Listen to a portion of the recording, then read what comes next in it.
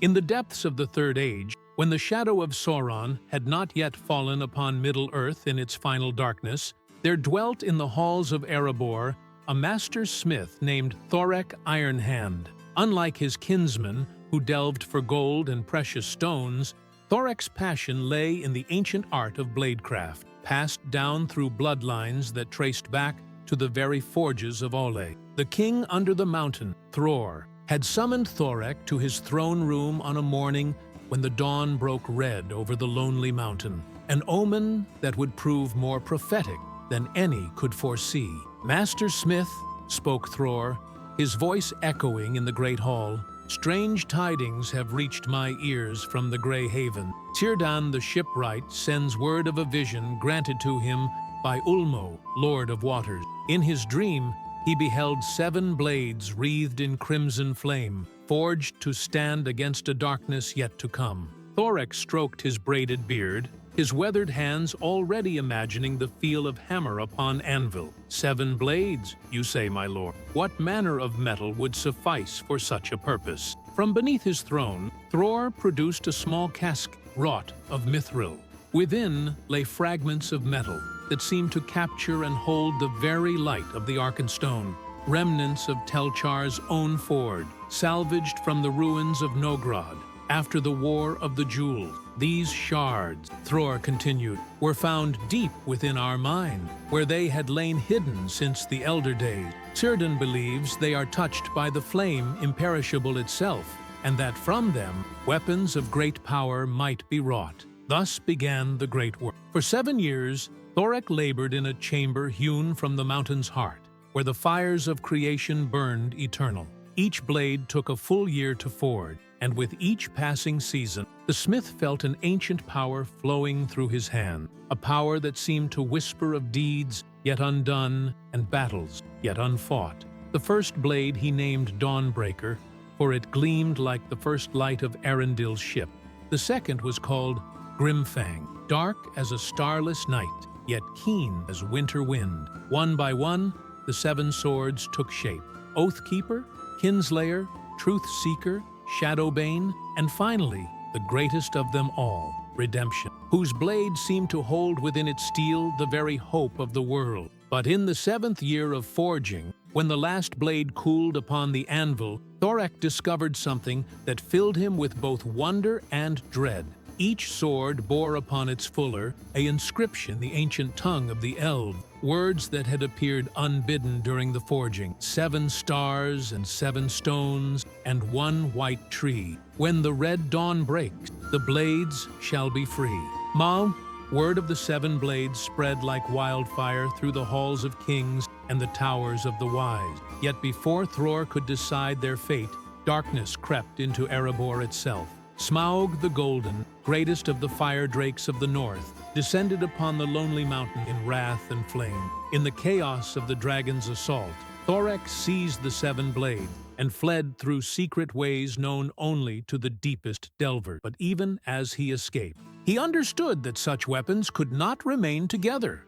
Their combined power would draw the attention of darker forces than even Smaug. With heavy heart, the Master Smith began a journey that would span decades. To Rivendell he bore Dawnbreaker, placing it in the care of Elrond Half-Elven, who foresaw its role in days to come. Grimfang found its way to the ranger chieftains of the Dunedain, hidden in the barrow mounds of the North Downs. Oathkeeper he gave to the stewards of Gondor, where it was placed in the vaults beneath Minas Tirith. Kinslayer, most terrible of the blades, was cast into the depths of Khazad-dûm, for Thorek feared its power to corrupt even the noblest hearts. Truth-Seeker was born to Lothlorien, where Galadriel looked upon it with eyes that had seen the light of the 2 trees. Shadowbane found sanctuary in the halls of Thranduil, in the woodland realm. But Redemption, the 7th and greatest blade, Thorek kept close to his heart. For in its making, he had poured not only his skill but his very soul.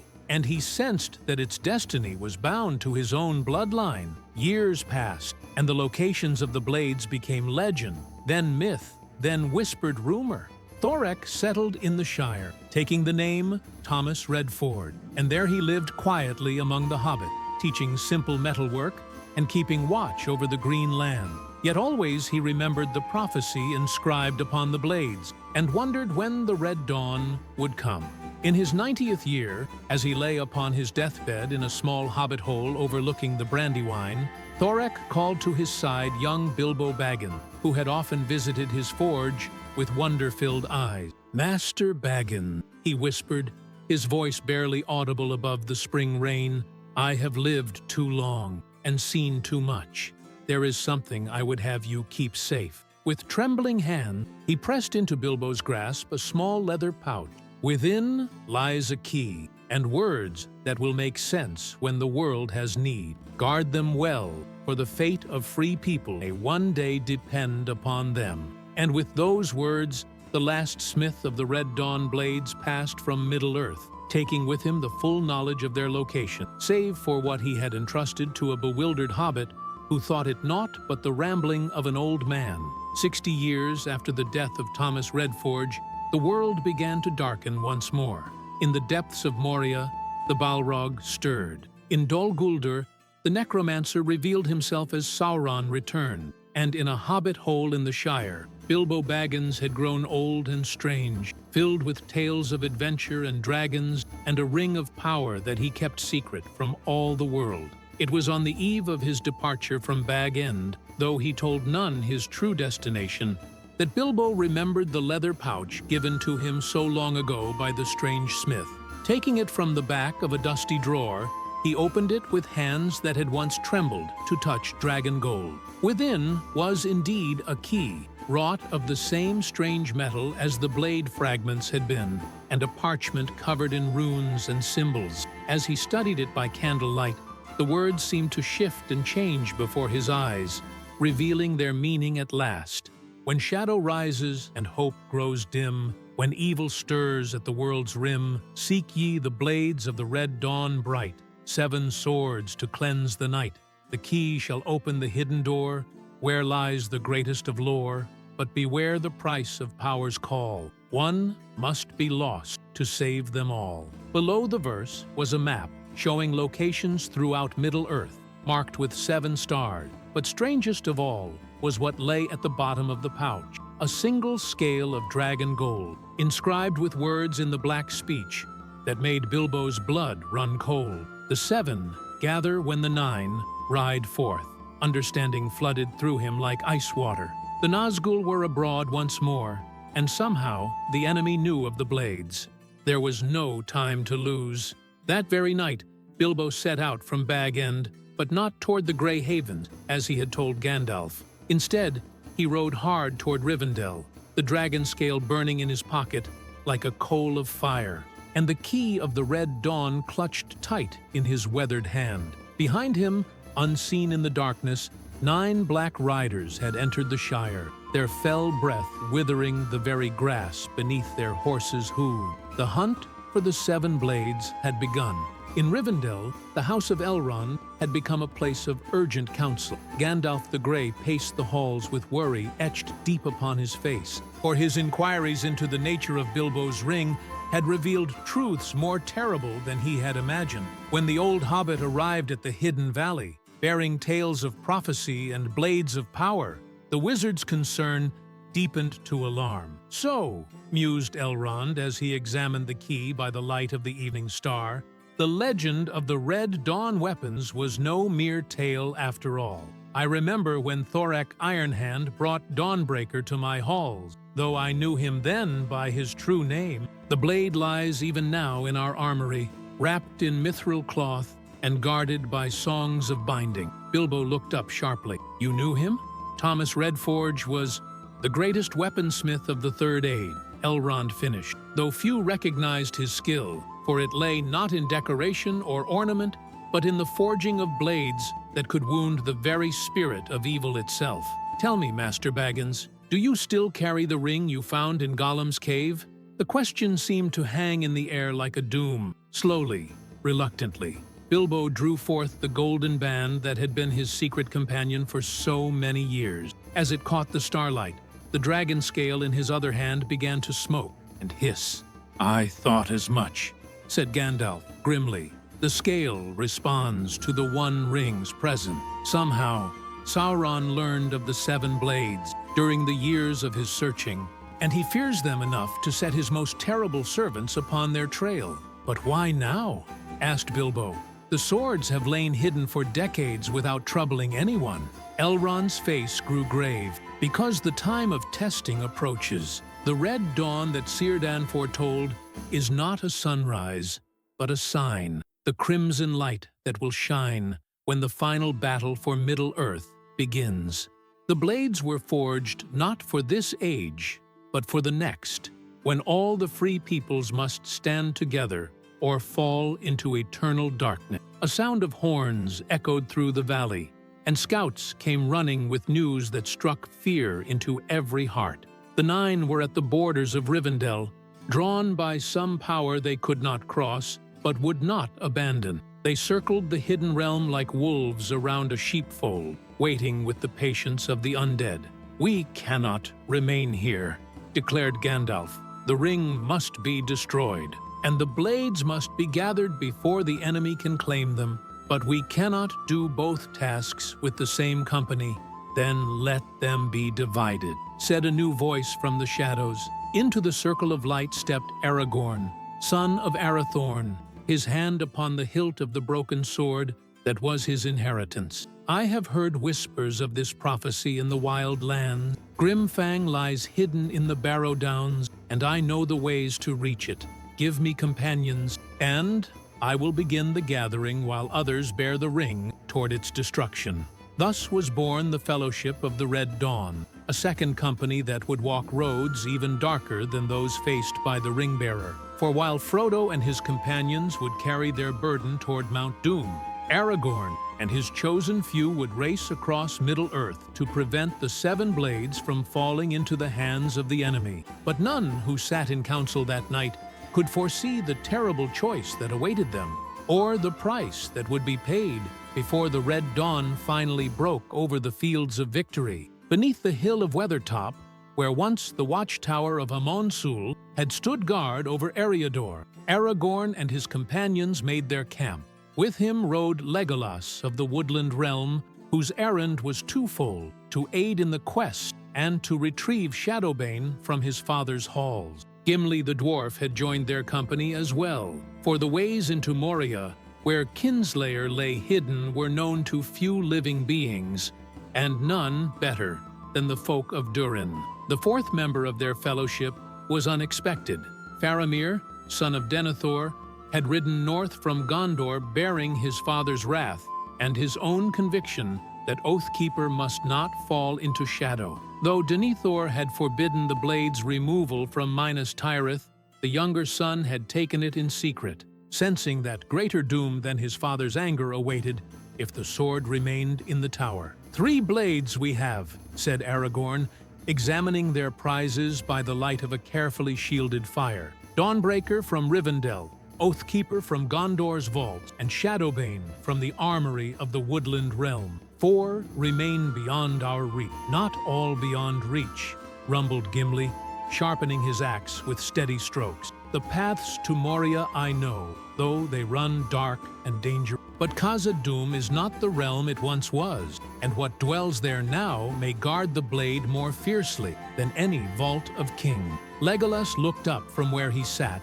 fletching arrows with grim precision. "And Truth-Seeker lies in Lothlorien, where my Lady Galadriel keeps watch over all who enter her domain. She will not give up the blade lightly, for she has seen what use it may serve in the days to come." "That leaves only Grimfang," said Faramir, "and the greatest mystery of all, redemption, which the smith kept for himself. Where lies that blade now, I wonder?" His question was answered by a sound that froze the blood in their veins, the hunting cry of the Nazgul, echoing from the north, where the Barrow Downs lay shrouded in unnatural mist.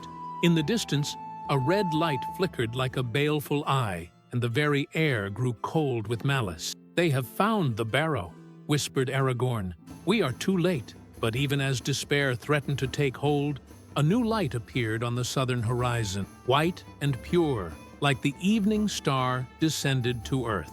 Across the dark leagues it came, moving with purpose and power, that made even the cries of the Nine fall silent. "Gandalf," breathed Legolas, "but he rides as I have never seen him ride before." Indeed, the wizard who approached bore little resemblance to Gandalf the Grey. Clad now in robes of white, mounted upon Shadowfax, the chief of horses, he bore about him an authority that spoke of powers awakened and purposes revealed. In his hand gleamed a sword whose blade caught and held the starlight. Glamdring, the foe hammer of old. "My friends," he called as he drew near, "the hour grows late, and our enemies multiply. The Nine have entered the Barrow Downs, but they seek more than Grimfang alone. The Red Dawn comes, and with it, the final test of all our resolve." "What news of the Ring-Bearer?" asked Aragorn urgently. "Frodo is safe for now, though his path grows ever more perilous. But there is something else, something that changes all our plans." Gandalf's eyes glittered like stars as he gazed upon each of them in turn. "I have learned the location of redemption at last. It lies not in some distant vault or hidden tomb, but here, closer than any of us dreamed." He turned to Faramir with a look of infinite compassion. "Young Prince of Gondor, tell me true, what blade do you bear at your side?" Faramir's hand went instinctively to his sword hilt. "My father's blade, carried by the stewards of Gondor for 300 years. It was forged," his voice faltered as understanding dawned. "It was forged in the time of King Tarandor by a smith whose name was lost to history." "Not lost," said Gandalf softly, "hidden." Thorek Ironhand lived many years after the scattering of the Seven. In his later days, he came to Minas Tirith and offered his services to the steward. The blade he made for Tarandor was his final work. The seventh sword of the Red Dawn, disguised as a mere weapon of state, and passed down through generations who never knew its true nature. As the truth settled upon them like a weight of destiny, the red light in the north flared brighter, and the cry of the Nazgul rose to a shriek of triumph. They had claimed Grimfang from the Barrows, and now 5 of the 7 lay within the enemy's reach. But in the south, unseen by all save the keenest eyes, other shapes moved in the darkness. The War of the Ring had begun, and the final hunt for the blades of the Red Dawn would be decided not in some distant future, but in the battles that lay just ahead. The gates of Moria stood open like a wound in the mountainside, and from within came the sound of hammers, not the joyful ringing of dwarven smiths at work, but the methodical pounding of something vast and terrible, awakened from long slumber. Gimli stood before the entrance to his people's ancient home, with tears streaming down his weathered cheeks. "They are all dead," he whispered, reading the runes carved hastily into the stone. "Balin and Ori and Oin, all who came to reclaim the ancient kingdom, and worse than death, dwells here now." "The Balrog stirs," said Gandalf grimly. "I can feel its malice even from here, and something else, a corruption of the very stones themselves. The enemy has been at work in Moria, twisting it to his purposes." Legolas knocked an arrow and peered into the darkness. "I see light within, but it is not the warm glow of forge fires.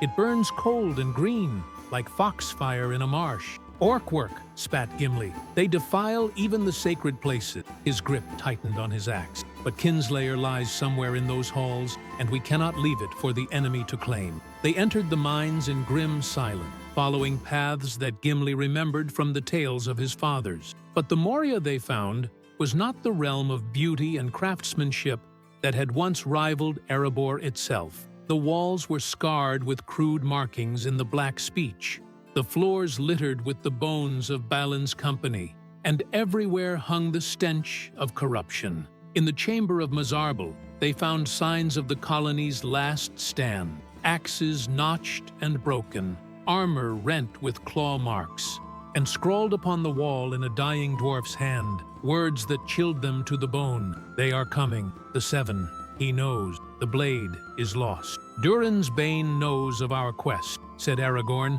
studying the crude map scratched beneath the words. "But see, Kinslayer was moved from its original hiding place. Here, in the deepest levels, where the ancient halls connect to the roots of the Redhorn Pass. Down they went, through corridors that grew ever more nightmarish, until at last they came to a great chasm spanned by a bridge of stone. And there, in an alcove carved from the living rock, they found what they sought: Kinslayer, wrapped in mithril mail and surrounded by the bodies of those who had died defending it. But as Faramir reached for the blade, the very air caught fire. From the depths of the chasm rose a shape of shadow and flame. Durin's Bane, the Balrog of Morgoth, awakened to fury by the presence of a weapon that could wound even creatures of the ancient darkness. "You cannot pass!" cried Gandalf, stepping between the demon and his companion. His staff blazed with white light,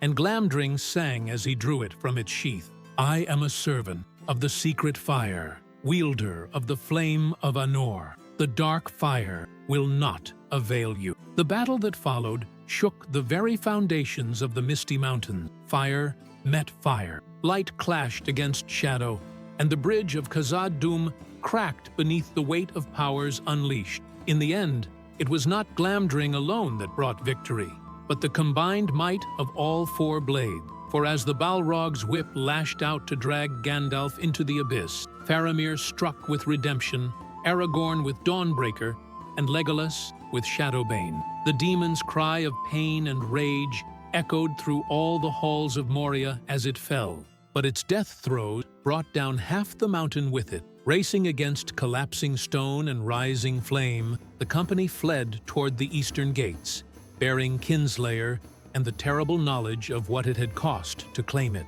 Behind them, Khazad-dûm burned like a beacon in the darkness, and all across Middle-earth, the servants of the enemy turned their faces toward the light and knew that the Red Dawn was at hand. In Lothlorien, the golden leaves sang with voices of memory and prophecy as the company of the Red Dawn found sanctuary among the Malorn tree. Galadriel received them in her garden beside the Mirrormere, where the stars themselves seemed to gather in the still waters, and her eyes held depths that spoke of all the sorrows of the world. "So," she said, her voice like silver bells in the evening air, "you have come for Truth Seeker, and you bear 5 of the 7 already. But do you understand the price of your success? Do you see what roads lead from this moment to the ending of all things?" She gestured toward her fountain, and the water within began to glow with inner light.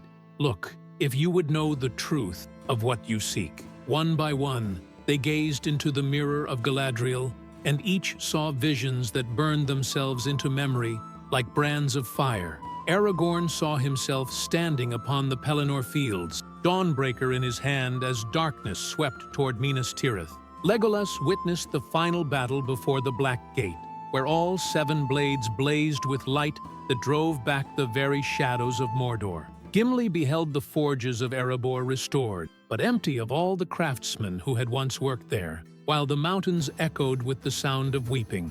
Faramir saw his brother Boromir standing atop a tower in Osgiliath, Grimfang in his grasp, facing a foe whose face could not be seen. But it was Gandalf who saw the deepest and most terrible vision of all.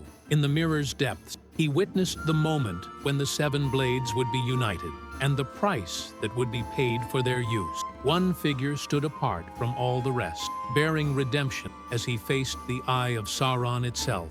And in that figure's face was written a doom that made even the White Wizard tremble. "You see truly," said Galadriel as they stepped back from the fountain. "The blades were forged with power drawn from the very music of creation, but that power comes with a cost. To wield all 7 together requires a sacrifice that cannot be recalled or undone. One will bear the burden of all, and in that bearing will be lost forever to the light. Then perhaps they should not be united," said Legolas softly. "Perhaps it is better that some remain hidden." "Peace, Elf Prince," replied the lady with infinite sadness. "The choice is not ours to make.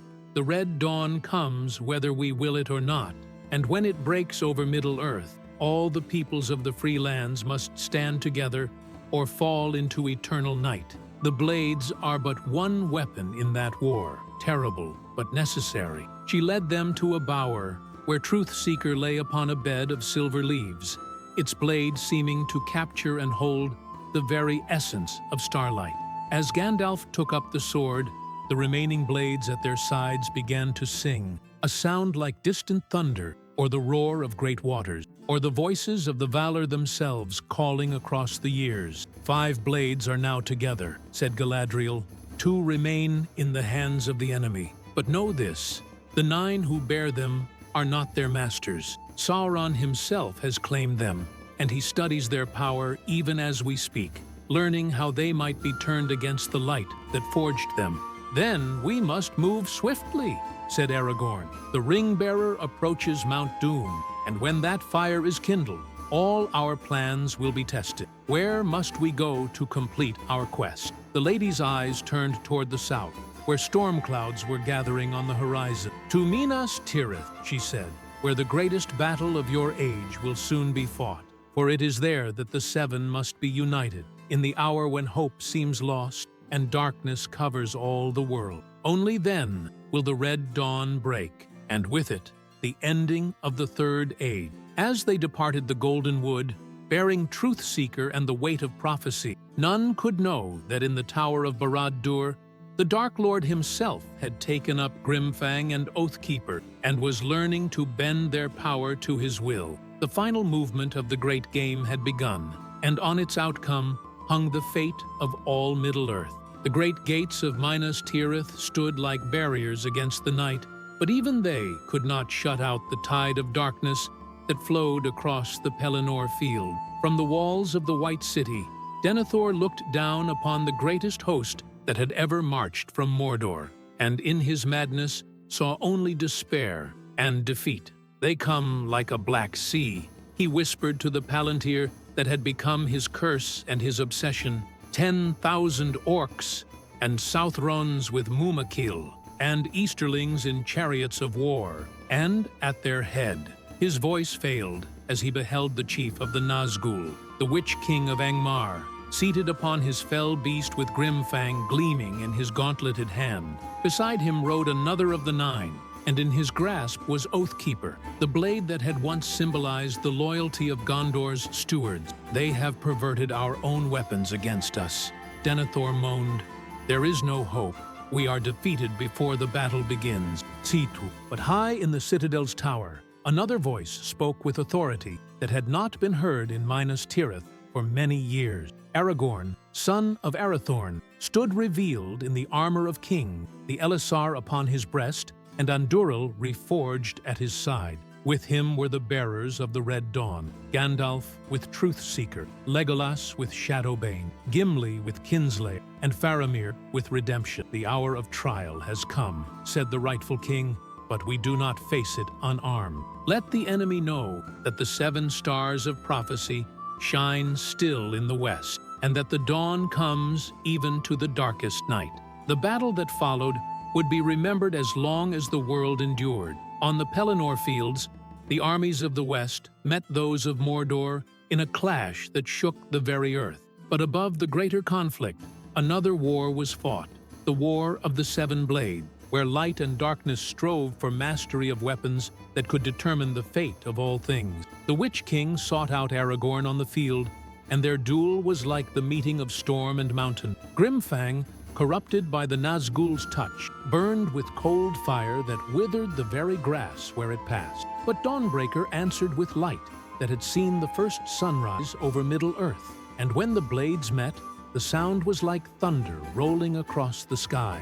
Meanwhile, Faramir faced the second of the 9, and Redemption sang as it clashed with the corrupted Oathkeeper. But even as he fought, the young prince felt the terrible price of wielding such power. With each blow, something of his very essence was drawn into the blade, fueling its light with his own life. Across the field, Legolas and Gimli fought side by side as they had learned to do in their journeys together. Shadowbane and Kinslayer moved like lightning and earthquake, cutting through the ranks of orcs and trolls until they too faced servants of the 9 who had come to reclaim the blades by force. But it was Gandalf who faced the greatest peril, for the 3rd Nazgul who rode against him bore no blade at all. Instead, he wielded the corrupted power of Sauron himself, seeking to turn Truthseeker against its wielder and claim it for the growing darkness. "You are too late, Mithrandir," shrieked the Wraith. "The seven are ours by right of conquest, and soon all Middle-earth shall bow before the power we have mastered." "Not while light endures in the west," replied the wizard, and Truthseeker blazed like a star as he raised it high above the battle, "and not while hearts remain true to the flame that kindled them in the beginning of days." The clash of power that followed was seen from the walls of Minas Tirith to the borders of Rohan. When it ended, 3 of the 9 lay defeated, their physical forms destroyed, and their spirits fled back to the shadows. But the cost had been terrible, for Faramir lay mortally wounded, the light of redemption dimming as his strength ebbed away. "The sacrifice is not complete," he whispered as his friends gathered around him. "7 blades, 7 stars, but one must fall that all may rise. Take up redemption, my king.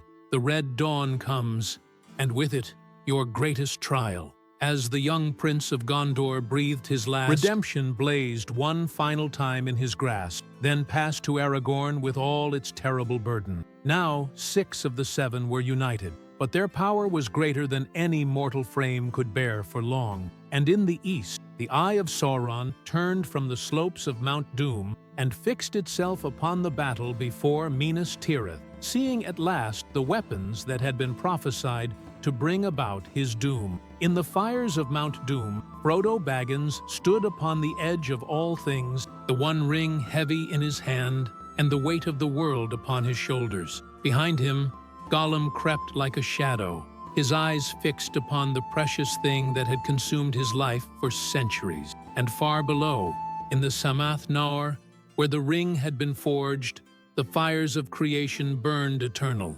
But even as the ring-bearer hesitated at the moment of ultimate choice, the battle for Minas Tirith reached its climax. Sauron, sensing that his great gamble might yet fail, unleashed the full fury of his will upon Middle-earth. The very sky darkened as his power focused like a burning lens upon the Pelennor fields. "Now!" cried Aragorn, as he felt the crushing weight of the eye's attention fall upon them. All who would see the dawn must act as one. The 6 bearers of the Red Dawn stood together in a circle upon the highest point of the battlefield, their blades raised toward the sky. As they spoke, the ancient words that Thorek Ironhand had inscribed upon each sword, the weapons began to sing with harmony that had not been heard since the music of creation itself. By star and stone and silver flame, by word and deed and swords acclaim, let darkness flee and shadow break. Rise now, red dawn, for Middle-earth's sake. The light that blazed forth from the united blades was like nothing that had ever been seen in Middle-earth. It rose like a pillar of fire into the heavens, and where it touched the darkness, the very air caught flame with colors beyond naming. The armies of Mordor fell back in terror, their weapons turning to ash in their hands, and even the fell beasts of the Nazgul could not endure its brilliance. But in Barad-dûr, Sauron felt the power of the 7 blades, and knew that his doom was upon him. With desperate fury, he reached out through the Palantir to seize control of the weapons that threatened his dominion, seeking to turn their power against their wielders. The battle that followed was not fought with sword and shield, but with will and spirit, and the very essence of creation itself. Through the connection forged by the blades, Sauron's malice poured like black poison, seeking to corrupt the light and turn it to shadow. One by one, the bearers felt their strength failing as they struggled to maintain their hold upon weapons that burned like coals of fire in their grasp. Gandalf was the first to fall, Truthseeker slipping from his fingers as the Dark Lord's will overwhelmed him.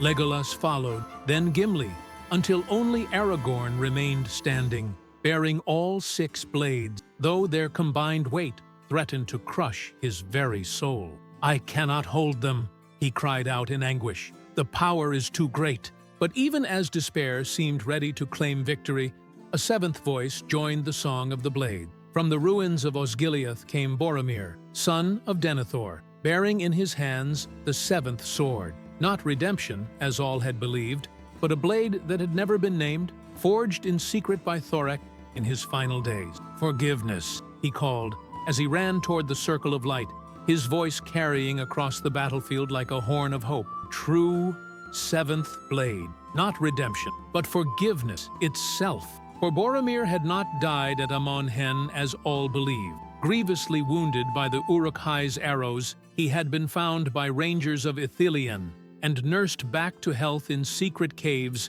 near the ruins of Osgiliath. There, in the depths of his shame and self-recrimination, he had discovered the blade that Thorek had hidden for one who would need it most, one who had fallen to temptation but found the strength to rise again. As the seventh blade joined the song, the power of the Red Dawn was completed at last. But even as victory seemed within their grasp, Sauron made his final, terrible gamble. Through the one ring that still lay unclaimed in the fires of Mount Doom, he poured the last of his strength, seeking to shatter the blades by destroying their very foundation. The choice that followed would echo through all the ages of the world. For Aragorn, King Elessar looked upon his friend, fallen but not defeated, wounded but not broken, and made the decision that only a true king could make.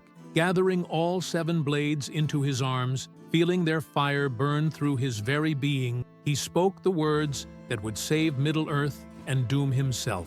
"Let the red dawn break upon the world, and let its light endure, though I shall not." The sacrifice of a king is not a thing lightly given or easily forgotten. As Aragorn spoke the words of ultimate binding, the seven blades became one with his very essence, transforming him into a living conduit for the power of creation itself.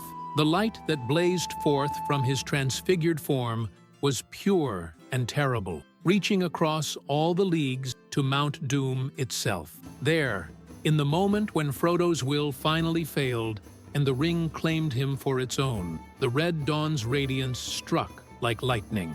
Gollum, mad with desire, struggled with the ring-bearer upon the precipice, and in that struggle, both fell into the fires below.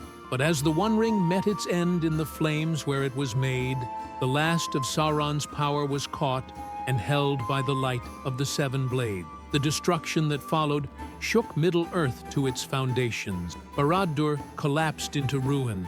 The Nazgûl were swept away like shadows before the morning sun, and all the works of the Dark Lord crumbled into dust and memory. But the greatest change was not in the physical world, but in the spiritual realm that lay beneath all things. For the power that Thorek Ironhand had woven into the Seven Blades was not merely the strength to fight evil, but the capacity to heal the very wounds that evil had torn in the fabric of creation. As the Red Dawn broke over Middle-earth, it carried with it a renewal that touched every living thing. The trees grew straighter, the rivers ran cleaner, and the very air seemed to sing with hope reborn. Yet the price had been beyond calculation. Where Aragorn had stood, only a figure of pure light remained, no longer wholly of the world of flesh and blood. His friends gathered around him with tears in their eyes, knowing that, though victory had been won, it had cost them their king and their greatest hope. "Do not weep for me," said the transformed Aragorn, his voice like distant music. "I have seen the ending of all things, and it is more beautiful than words can tell.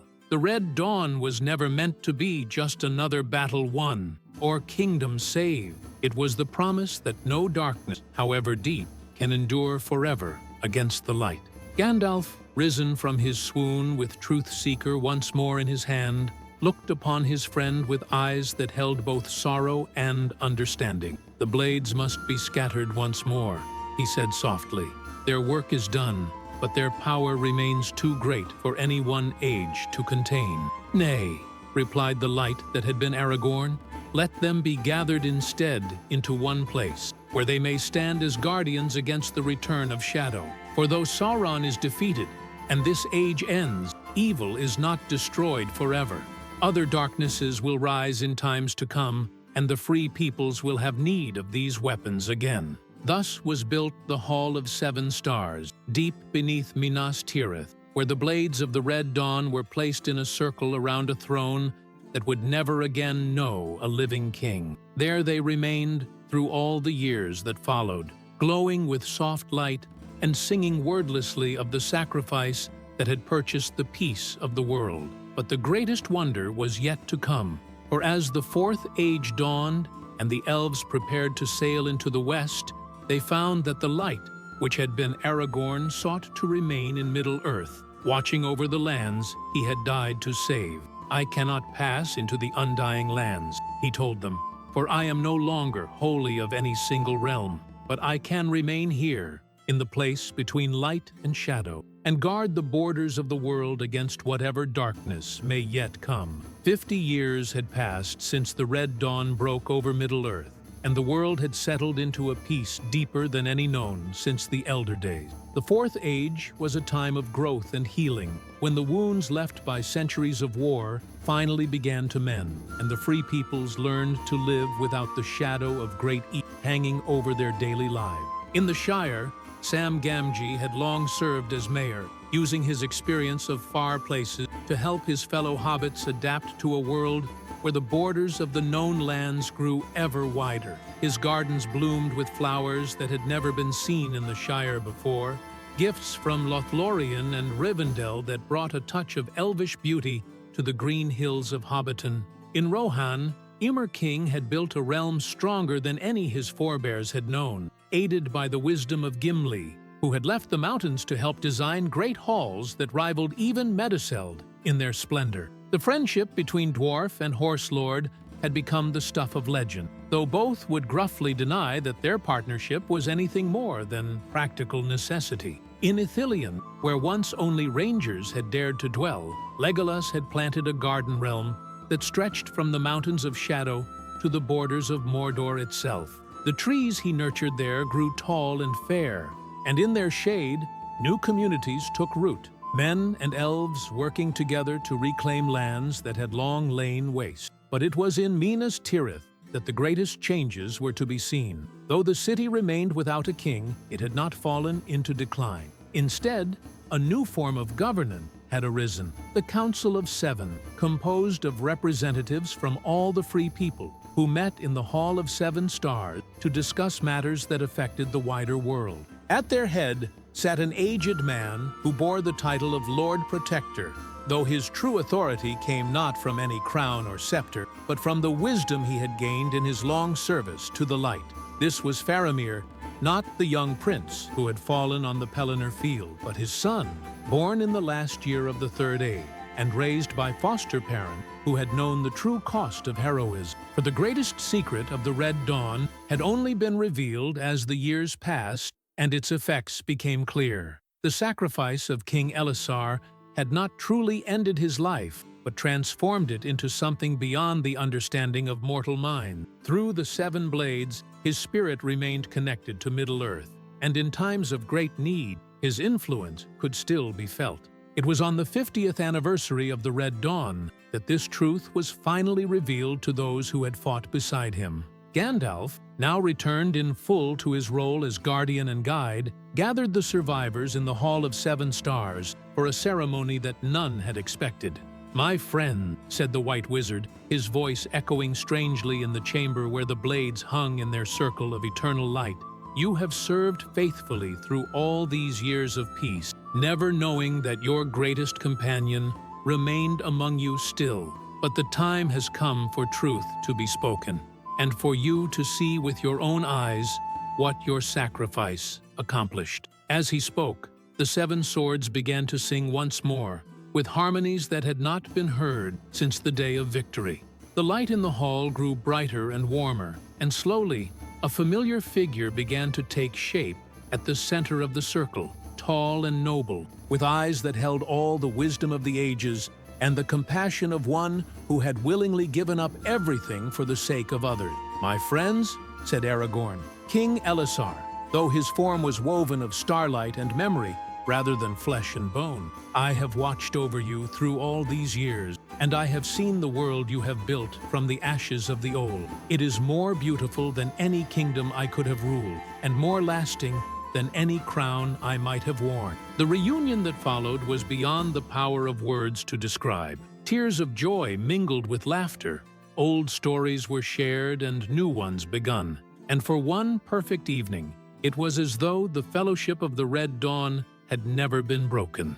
But even in that moment of perfect happiness, Aragorn's purpose was not forgotten, for he had appeared not merely to comfort old friends, but to prepare them for challenges yet to come. "The world grows ever wider," said Aragorn, as the night deepened around the Hall of Seven Stars. "And with that widening comes both opportunity and peril. Men sail now beyond the furthest shores that even the elves once knew, and in those distant lands they find wonders beyond imagining, but also shadows that were old when Sauron was yet young." He gestured toward the eastern wall, where maps of the known world hung illuminated by the blade's light. New coastlines had been drawn there in recent years, marking voyages of discovery that had pushed the boundaries of the known world ever outward. In the far south, where the sun burns white at noon, explorers have found cities built of black stone that predates even Númenor. In the Eastern Ocean, beyond Rhûn itself, ships have returned with tales of islands where time moves differently and where voices speak in tongues that were old when the elves first awakened. Legolas leaned forward, his immortal eyes bright with interest. "What manner of peril do you foresee, my king?" "Not peril as we have known it," Aragorn replied, "but something far more subtle and perhaps more dangerous. The power that created the Seven Blades was drawn from the music of creation itself, but that same music contains themes that were rejected by Ilúvatar, discordant notes that Melkor sought to weave into the symphony of the world." He paused, and in that silence they could hear the very faint sound of those rejected themes. A music that spoke of possibilities that should never have been explored, of paths that led not to evil as they understood it, but to something far stranger and more alien. These themes were thought silenced forever when Melkor was thrust beyond the doors of night. Aragorn continued, "But the ending of the Third Age and the breaking of so many ancient powers has loosened certain constraints. In the farthest reaches of the world, where the music grows thin, those discordant notes are beginning to sound once more." Gandalf nodded gravely. "I have felt it too. A stirring in places where nothing should stir, a singing where silence should reign. The victory we won was complete in its time, but time itself moves onward, and with it come new challenges that require new responses." "Then the Seven Blades must be wielded again?" asked Gimli, his hand moving instinctively toward his axe. "Not wielded as they were," Aragorn said with a smile that held both sadness and hope. "But there will come a day, perhaps not for many centuries, but it will come, when the free peoples must again stand together against forces that threaten the very nature of reality itself. And when that day arrives, the sacrifice made here will bloom into something greater than any of us can now imagine." He turned to face each of them in turn, his gaze lingering longest on young Faramir, who had listened to these revelations with the intense concentration of one who feels destiny calling. "The Red Dawn was never meant to be an ending," Aragorn said at last. "It was a beginning, the first note of a new theme in the music of the world, a theme that speaks of growth and change, and the endless capacity of light to kindle new light even in the darkest places." As the first true dawn of their reunion began to break over the walls of Minas Tirith, painting the white stone with shades of rose and gold, the Seven Blades sang one final time with voices that carried across all Middle-earth. Every bird took up their song, every flower turned toward the light, and every heart that still remembered the long years of shadow-felt hope kindle anew. And in that moment, all who heard understood the true meaning of the prophecy that had guided them through their darkest hour. The Red Dawn had never been about a single sunrise, or a single victory, or even a single age of the world. It was about the promise that no matter how deep the darkness might grow, no matter how hopeless the struggle might seem, there would always be those willing to stand in the light and kindle flames that could not be extinguished. It was about the eternal dawn that breaks not once, but again and again. Wherever courage meets compassion, and sacrifice kindles love. The fourth age was ending, as all ages must, but the spirit of the Red Dawn would endure through every age to come. For in the end, it was not the blades themselves that held the power to drive back the darkness, it was the hearts of those who wielded them, and the unbreakable bonds of friendship and loyalty that made them strong. In years to come, when new shadows threatened the world, the Hall of Seven Stars would open once more, and new hands would take up the burden of the light. But they would not walk alone, for the wisdom and courage of all who had gone before would go with them, and the Red Dawn would break eternal over a world that had learned at last that hope is the one light that can never be extinguished. And in the deepest vaults beneath Minas Tirith, where the seven blades hung in their circle of eternal vigilance, a voice could sometimes be heard on the quietest nights, the voice of a king who had given up his crown to become something far greater, singing softly of dawns yet to come and heroes yet unborn. 7 stars and 7 stones and 1 white tree. When darkness falls, the light shall ever be. Thus ends the tale of the Blades of the Red Dawn, though its echoes will resound through all the ages of Middle-earth until the world's ending and the final music is sung.